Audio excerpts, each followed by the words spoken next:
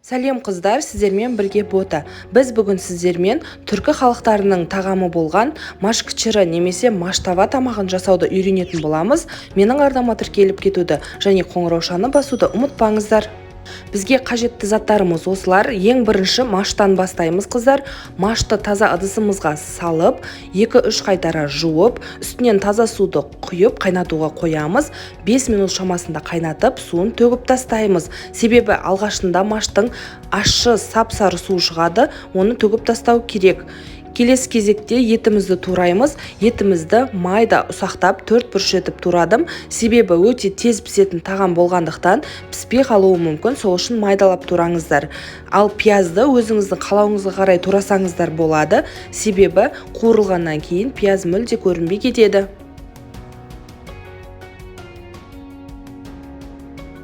Сәбізімізбенен картошкамызды да 4 бұрыш етіп турадым. Негізі кез келген тамақта барлық заттарының пішіні бірдей болса әдемі көрінеді. Сол үшін еттің пішініне ұқсатып, майдалап 4 бұрыш етіп турағанды жөн көрдім.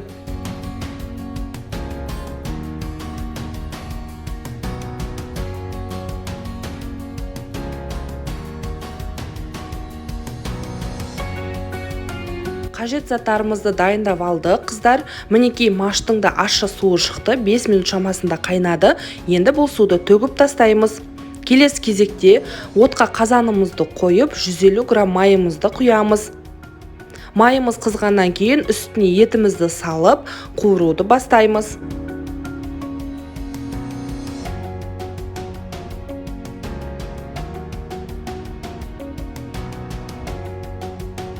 Етіміздің суы тартылып, кішкене қызара бастаған кезде оның үстінен пиязымызды саламыз. 2-3 минут шамасында пиязымызды да қуырамыз.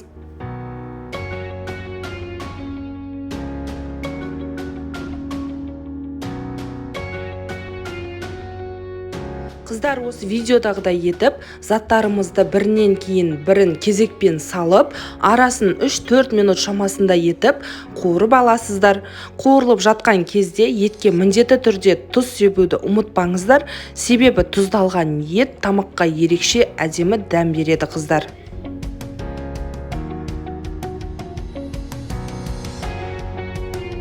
Қыздар, ең соңынан картошкамызды саламыз. Картошкамыз 2-3 минут бойы қуырылуы керек. Қатты қуырып жібермеңіздер. Оның үстінен суымызды құямыз. Суымыз міндетті түрде қайнаған су болу керек, қыздар. 1,5 литр шамасында су құясыздар. Сорпамыз қайнап шыққаннан соң, жаңағы бір қайнатып төккен машымызды салып араластырамыз, және де қайнағаннан кейін қақпағын жауып, өте баяу отта жарты сағат бойы пісіретін боламыз.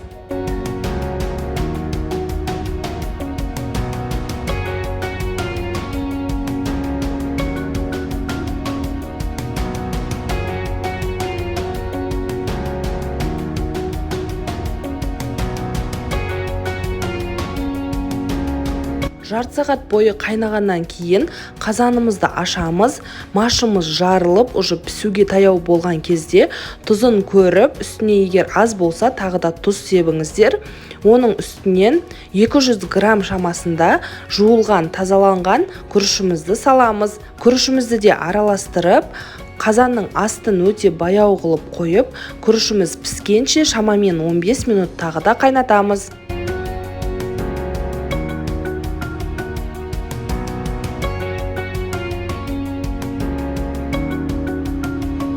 Қыздар, арасында бір рет қазанды ашып, түбін міндетті түрде осылай бір қозғап қоюды ұмытпаңыздар. Күрішіміз қазанның түбіне жабысып қалуы мүмкін. Маш кішірі тамағы маштава түрікмен халықтарының тағамы. Дәнді дақылдардан жасалғандықтан өте пайдалы тағамдардың бірі, әрі тойымды, артық салмақ қоспайды. Бұл тамақты қазақ, өзбек, түрікмен, тәжік, түркі халықтарының барлығы жасауды біледі.